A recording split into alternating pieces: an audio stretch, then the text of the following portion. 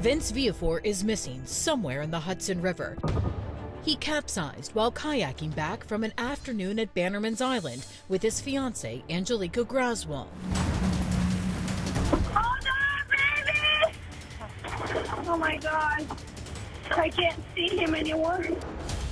When rescuers arrive, they pull Angelica from the 46-degree waters and take her to the hospital. When you first met her at the hospital, what was she like? She seemed very quiet. What does she say happened? She said that as a result of the conditions, he flipped over into the water and she was unable to get to him. Detective Donald DeQuardo and senior investigator Neil Moscato promised to call Angelica with updates. I immediately exchanged phone numbers with her. And tell the former bartender from Latvia she can also call them. My heart ached for her. The next morning, as Vince's mom, Marianne Viafor, is getting ready for work, she receives the worst call of her life. I got a phone call from my son-in-law that there was an accident and to come over to their house. And then they told me that Vinny was out kayaking with Angelica. He fell overboard and he was missing. Marianne says Vinny's family, friends, and Angelica all go looking for him. Cops find Vince's blue kayak near Plum Point, where their trip began. But the efforts to find Vince turn up empty. The first day comes and goes. What's the second day like? It just kept getting harder and harder. And then we just prayed for him to be found so he could come home. Over the next several days, the search for the 46-year-old intensifies. There were extensive searches done by you and your team. Yes, absolutely. We utilized our scuba team, we used canines, we also utilized outside resources such as the sheriff's office boats, the fire department, our aviation unit for an aerial search, and we did this every day. Every day? Every day. While police are out searching, Angelica, to some, is dealing with Vinny's disappearance in a peculiar way. She looked like she was having a good time. We had his friends over my daughter's house and she was doing cartwheels in the backyard. Woo! Yay! Angelica was doing cartwheels in the backyard? Yeah, she was doing cartwheels. We're ready. Cartwheels and karaoke. Some of his friends got together at one of the restaurants and she was there singing. They said having a good time and they were all looking at her kind of strange as this doesn't seem right. The social media, what was she posting? She was posting pictures of herself doing shots, smoking cigars, doing cartwheels. Just seemed like she was having a great time. At one point, she invited me and the others to suspend our search in the frigid waters and go have a drink with her at a party that she was celebrating Vinny's life.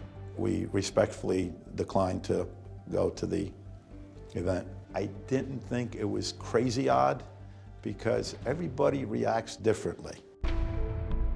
10 days in, still no sign of Vinny. So Moscato and DeQuardo, along with a third investigator, decide to take a trip to Bannerman's Island, hoping to find something they may have missed, something that can help lead them to Vinny. The night before, you had a conversation with Angelica. That's correct.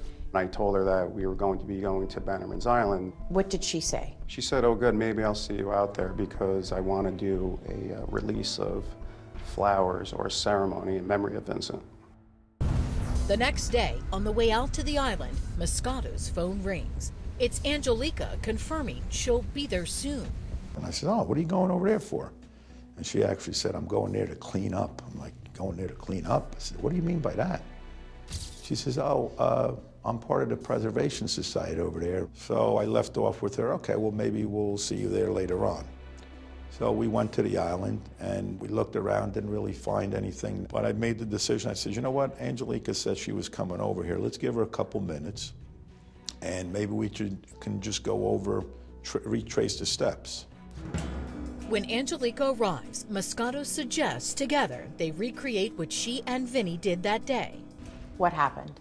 It was during that time that her behavior became very, very bizarre In my eyes, she was holding her stomach. She had 2 cigarettes in a matter of 20 minutes, and then she had to go to the bathroom. We asked her to bring us up to where they were on the island, and we began walking up the trail.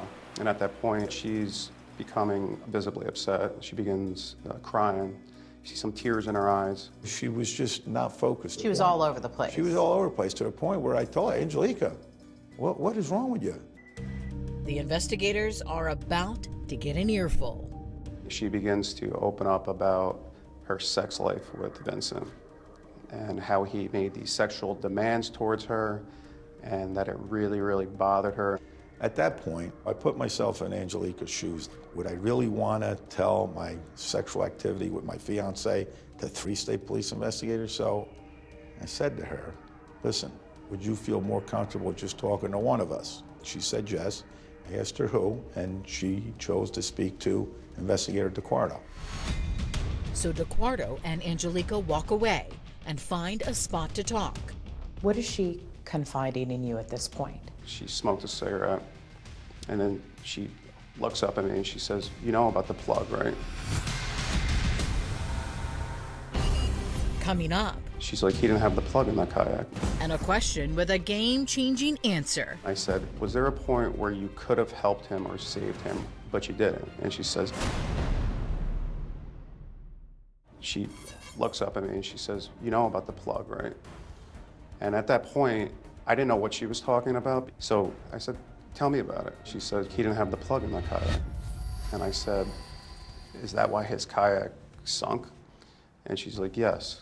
I said, did you take it out? She said, yes, I think I did.